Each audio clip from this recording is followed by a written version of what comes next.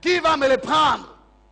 Un esprit est sorti. Comment va-t-il les séduire? Cet esprit a dit, je serai dans la bouche de ces prophètes un esprit de mensonge. Comme il n'aime que les mensonges, il va être servi. Il lui disait, va à la guerre, tu reviendras avec la victoire. Tout le monde prophétisait qu'il va remporter, qu'il sera béni, qu'il retrouvera son trône. Mais l'homme de Dieu s'est levé, il a dit, je vois Israël dispersé, chacun court. Il dit, vous voyez, je vous disais, vous avez dit quoi? Il va me dire des histoires. Un monsieur est venu et il a giflé Michel. Il lui a dit,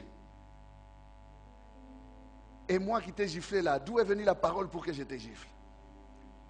Il lui a dit, tu le sauras les jours où tu t'enfouiras en te cachant dans les maisons. Lisez la Bible, bien-aimé. N'aimons pas les mensonges. Mieux vaut un ami qui te dit la vérité en face. N'est-ce pas? C'est ça? Un ennemi qui te dit la vérité en face qu'un ami qui te cajole. Donc un homme que tu ne peux pas supporter, mais qui te dit quand même la vérité. Qui est clair avec toi.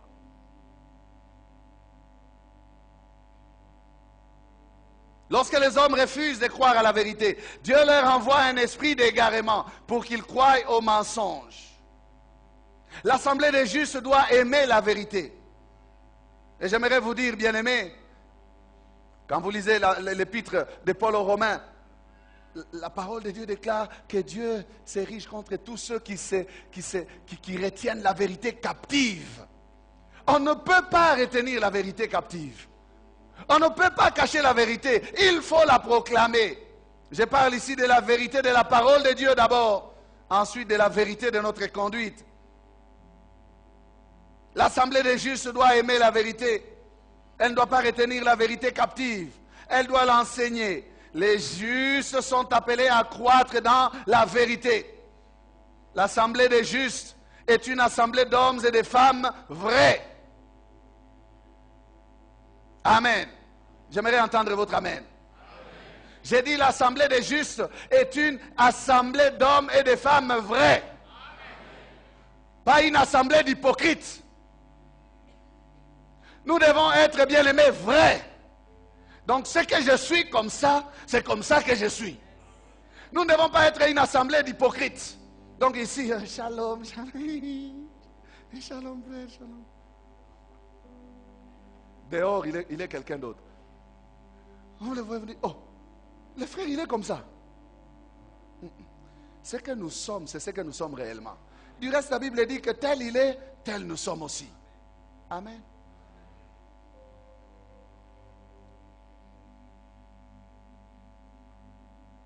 Que notre oui soit oui. Que notre non soit non. Nous devons être des hommes vrais. Amen. Quand on a donné une promesse, on la tient. Quand on a dit je serai là, qu'on soit là. C'est ça être un homme vrai. Quand on dit je n'ai pas les moyens, on n'a pas les moyens. Quand on dit je n'ai pas, on n'a pas. Pas je n'ai pas, mais on a. Parce qu'on boude. Là, on n'est pas un homme vrai. Nous devons être des hommes vrais. Des femmes vraies. Amen. Et les hommes vrais, les femmes vraies, on les reconnaît même dans le respect de l'heure. Le culte commence à 8 heures. À 8 heures, on doit être là. Quelqu'un peut dire Amen. Ça fait partie d'être vrai.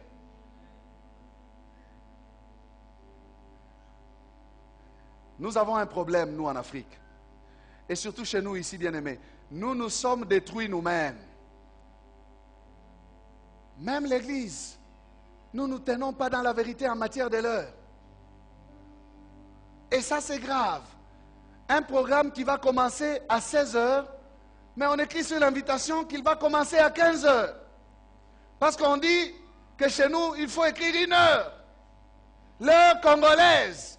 Si vous écrivez 16 heures, ils viendront à 17 heures. Écrivez 15 heures, comme ça ils viendront à 16 heures. Ça, nous avons fini par adopter ça. Est-ce que c'est bien? Ce n'est pas bien. Nous devons nous repentir. Seigneur, pardonne-nous. Que nous puissions arrêter d'être faux comme ça. Quand nous disons 15 heures, c'est 15 heures. 16 heures, c'est 16 heures. Amen. L'assemblée des justes est une assemblée d'hommes et de femmes vrais. Parce qu'ils se tiennent dans la vérité. Tels nous sommes en parole, tels nous devons être dans nos actes. Les justes ne sont pas des menteurs. Les justes ne sont pas des hypocrites. Non. Les justes ne rendent pas de faux témoignages. Quand il dit Dieu m'a guéri, c'est que c'est Dieu qui l'a guéri. Amen. Savez-vous qu'il y a des personnes qui amènent des fausses actions de grâce dans la maison de Dieu? Tu ne rendras pas un faux témoignage, même vis-à-vis de ton frère ou vis-à-vis de quelque chose que Dieu n'a pas fait. Nous n'avons pas raison de fabriquer des choses. Amen. Nous n'avons pas raison, bien-aimés, de fabriquer des choses. Je n'ai pas raison de fabriquer une certaine onction à ma manière. Je préfère laisser Dieu faire. Je n'ai pas de compte à rendre à qui que ce soit, sinon qu'à Dieu seul. Pourquoi fabriquer? C'est un faux témoignage.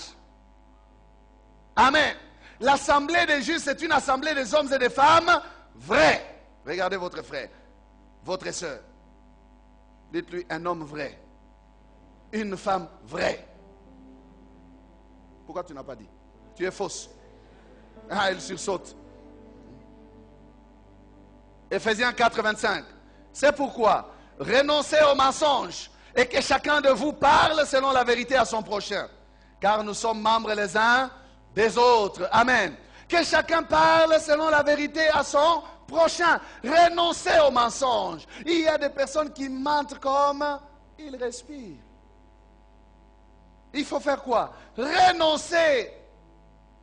Frère, tu as menti à plusieurs sœurs. Renonce au mensonge. Sœur, tu as menti à plusieurs frères. Renonce au mensonge. Sois vrai. Amen. Sois vrai. Ça ne te coûtera rien. Vous savez, lorsque dès le départ vous annoncez les couleurs, vous êtes épargné. Mais les gens commencent par un premier mensonge et ils deviennent esclaves. Et si l'on a menti dès le départ, on doit veiller à sa conduite pour que les mensonges ne puissent pas être détectés. Et quelqu'un a dit que le menteur doit avoir plus d'intelligence parce qu'il est appelé à superposer un mensonge sur un autre mensonge. Et les mensonges qui s'accumulent comme ça doivent se relier les uns aux autres. Les mensonges doivent se relier aux autres. Hier, il t'a dit, oh, c'était il y a 3 jours. Aujourd'hui, tu le vois, il te dit, c'était il y a 2 jours. Tu dis, non, hier, tu as dit 3 jours. Ah, oh, non, c'est parce que tu comprends. Il doit avoir plus d'intelligence pour rester toujours en train de faire les liaisons entre les mensonges d'aujourd'hui et les mensonges d'hier et les mensonges d'avant-hier. Si ça se coupe quelque part, il est attrapé. Alors, on est détendu dans la vérité. On n'a rien à cacher. Alléluia. Parce qu'on est dans la vérité. Renoncez aux mensonges. Et que chacun parle selon la vérité à son prochain. Parce que nous sommes une assemblée des justes. L'hypocrisie, bien-aimé, fait que les hommes deviennent faux. L'hypocrisie. On veut juste faire plaisir, mais on n'en a pas les moyens. Non, soyons vrais. Écoutez ce qui s'est passé à Antioche. Galates 2, 12 à 14.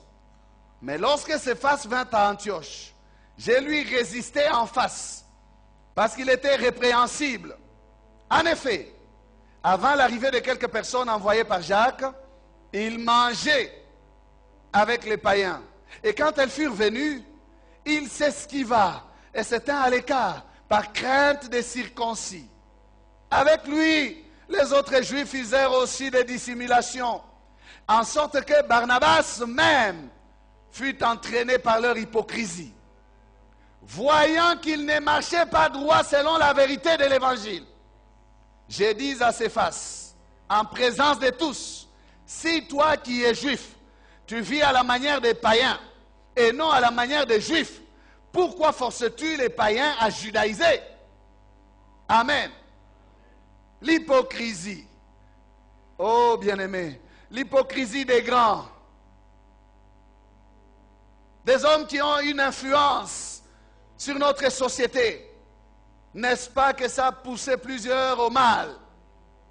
Lorsque vous trouvez qu'un homme que vous estimez qui puisse vous servir de modèle n'arrive pas à vivre ce qu'il dit être, vous qui êtes un simple chrétien, un simple citoyen, n'est-ce pas que vous baissez les bras? Et là, c'est un tort pour les leaders.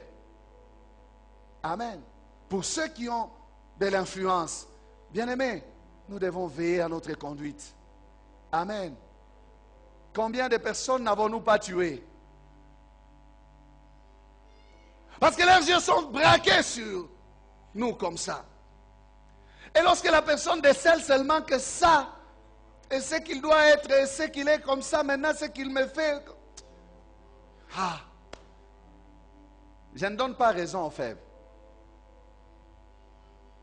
Mais je parle de la mauvaise influence de l'hypocrisie dans les chefs de ceux qui doivent être des modèles. Leur hypocrisie a même pu influencer Barnabas. Barnabas qui est un homme enseigné. Parce qu'il a vu le grand apôtre Pierre aller se cacher, ne plus manger avec les païens parce qu'il y a des envoyés de Jacques qui est le pasteur de l'église de Jérusalem. Il vient de lui envoyer une délégation à Antioche. Pierre use de dissimulation. Il arrête de manger avec les païens. Alors que la vérité de l'évangile est qu'il n'y a ni juif ni grec en Christ. Il devait continuer à manger avec eux malgré la présence de ceux de Jérusalem. Amen. Mais comme il connaît l'enseignement, ceux de Jérusalem lui ont même demandé des comptes une fois. Pourquoi tu es allé chez les païens? Mais il leur avait dit que Dieu m'a appris à ne pas considérer impur ce qu'il a considéré pur. Il pouvait leur dire ça, mais non, il a préféré faire plaisir aux hommes. Qui le voient un bon juif, qui ne mange pas avec les hommes souillés. Paul appelle ça de l'hypocrisie. Amen. De l'hypocrisie, bien-aimés. Ne soyons pas hypocrites, mais marchons dans la vérité de l'évangile. Amen. Les justes marchent selon la vérité de l'évangile, pas dans l'hypocrisie. Pas dans l'hypocrisie.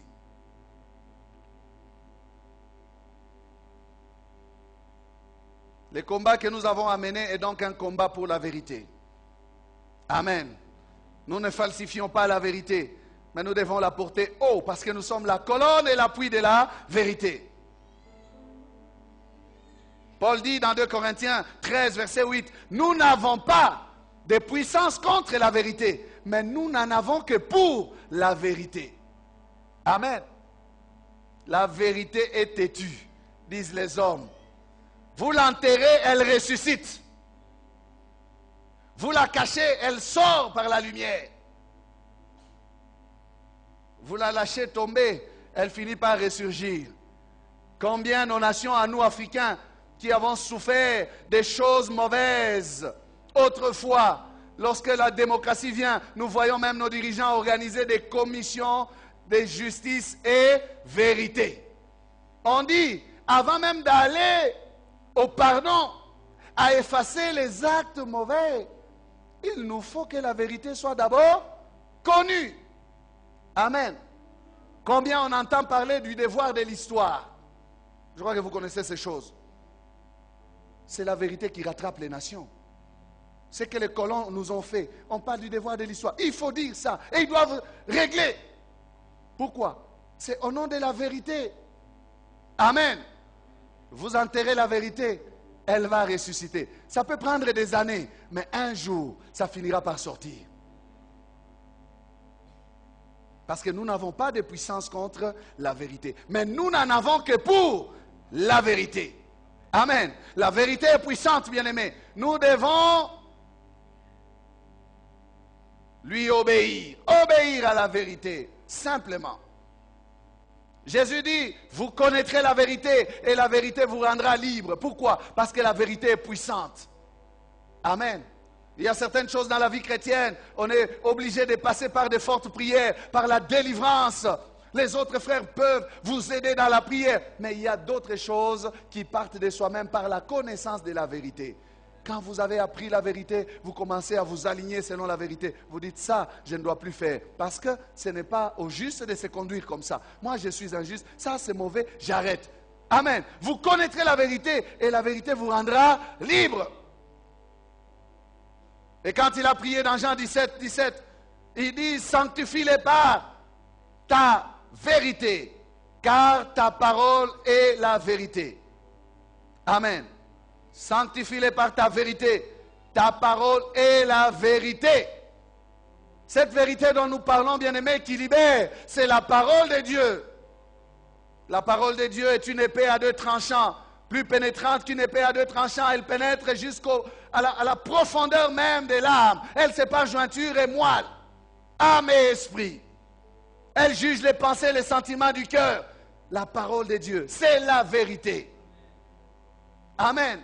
C'est la vérité, bien-aimés. Tenons-nous dans la vérité de la parole de Dieu. C'est que la parole de Dieu nous enseigne. Nous, en tant que justes, défendons les valeurs de la parole de Dieu. Ne défendons pas les valeurs de nos coutumes. Car nous ne sommes plus dans les coutumes, mais nous sommes, bien-aimés, dans l'assemblée des justes. Amen. Le Saint-Esprit lui-même est appelé l'Esprit de vérité. Si nous sommes faibles, demandons l'assistance et l'aide du Saint-Esprit.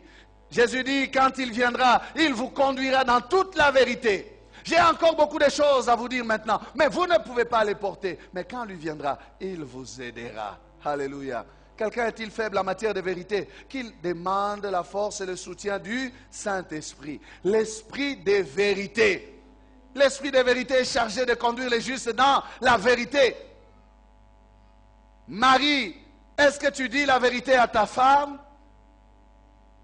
Épouse, est-ce que tu dis la vérité à ton mari? Il y a des couples où la vérité a déjà trébuché. On vit dans les soupçons. On ne se dit pas la vérité.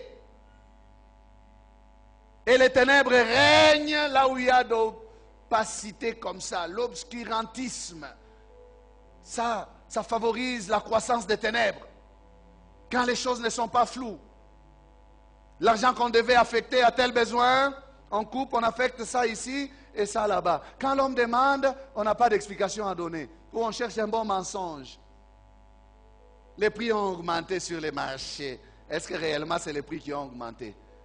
Il y a une maman qui m'a dit, mon mari ne me dit jamais la vérité. Il ne me donne même pas l'argent. Alors, je m'arrange. Dans l'argent des ménages qu'il me donne, je coupe. Et c'est comme ça que je m'achète des choses. Tu ne te tiens pas dans la vérité. Dis-lui un peu que tu coupes. Est-ce qu'il va être content?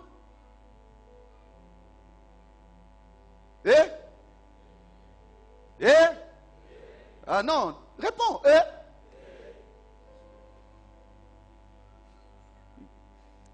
Je vais vous dire une histoire. Un jour, un beau kilo rencontre sa belle-fille. Il la rencontre et il lui dit, maman, merci beaucoup, maman, merci vraiment. Alors la maman regarde et dit, papa, merci Yanine. Mais il n'y a pas plutôt qu'on va tenir les bisous. Elle rentre à la maison et dit, j'ai croisé ton père. Il m'a dit beaucoup de merci, je ne comprenais rien. J'ai insisté, j'ai dit, papa, merci Yanine. Il m'a dit, non, il n'y a pas plutôt qu'on va tenir les bisous. Mais moi, je t'ai demandé l'argent, tu m'as dit que tu n'as pas d'argent, mais... Hein? Pas de vérité. Oh, toi aussi. Il n'y a pas de vérité. Écoutez, on doit se tenir dans la vérité. Dans les couples, il faut qu'il y ait la vérité. La vérité instaure la confiance. Amen. On peut voyager, on est calme parce qu'il y a la vérité derrière. On n'a pas besoin de contrôler les téléphones parce qu'il y a la vérité dans les téléphones de l'autre. On n'a pas besoin de cacher son téléphone parce qu'il y a la vérité dans son téléphone. Ah papa, ton téléphone est intouchable, pourquoi? Il y a toujours des messages flous. Et un monsieur a mis dans son téléphone des symboles. Dans les répertoires, c'est des symboles que lui-même peut connaître. X, Y, Z. Il dit X, Y, Z Oyonan. Oh, ça est alioté. Oh. Mais le nom de la personne, qu'on la connaisse, Quand tu marches avec ta femme, même quand vous marchez, quelqu'un te salue, tu peux la présenter, tu peux te présenter sans problème. Eh? C'est ça, marcher dans la vérité. Il ne faut pas qu'il y ait des choses floues.